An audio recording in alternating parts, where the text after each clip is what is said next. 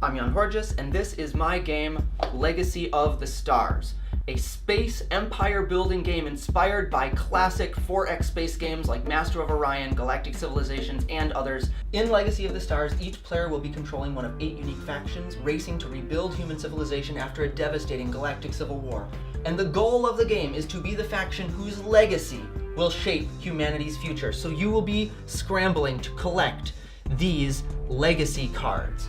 There are 6 kinds of legacy cards, and they are essentially your victory points. They're all earned in a different way, and each has a unique special power.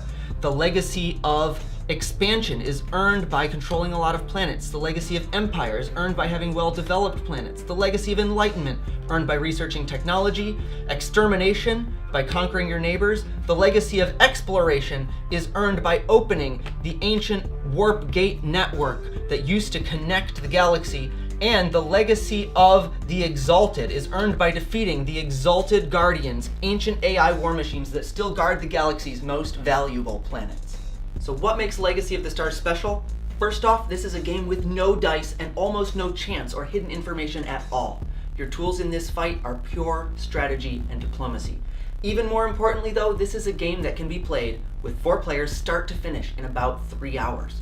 Make no mistake though, this is an epic space opera, empire building 4X style game. It asks for long-term planning and emotional investment, but it's also simple enough to explain to your friends and respectful enough to fit into your evening.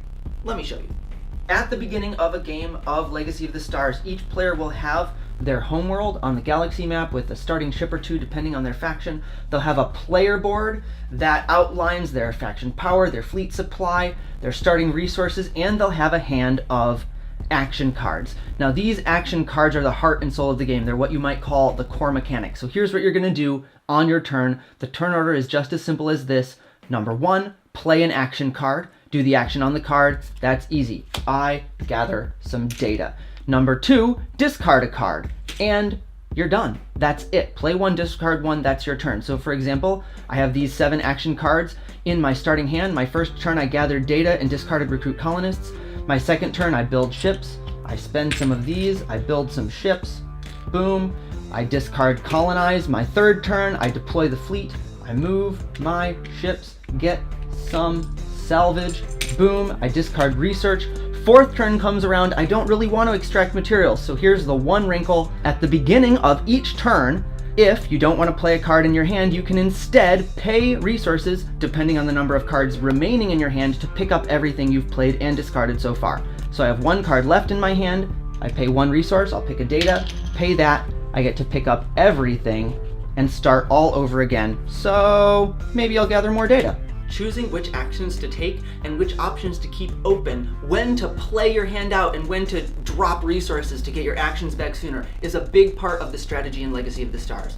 You start with 7 cards, 3 for gathering the game's 3 resource types, 3 for spending those resources, and 1 move card for moving your ships and attacking. But by the end of the game, through your choices of technology, of covert operations, of leaders, your hand will have changed. It might have more cards, it might have less. Some cards have effects when discarded, some let you pick up other cards or mess with other players. Just as much as your ships and your planets on the map, this hand of cards is the engine of your empire. When you play an empire game, do you like starting next to a crazed warmonger with a military faction and have them just take you out of the game? I have something you might like better. These are the Glory and Vengeance tracks. Now Glory on the one hand can make warmongering much more profitable, so long as you pick on someone your own size.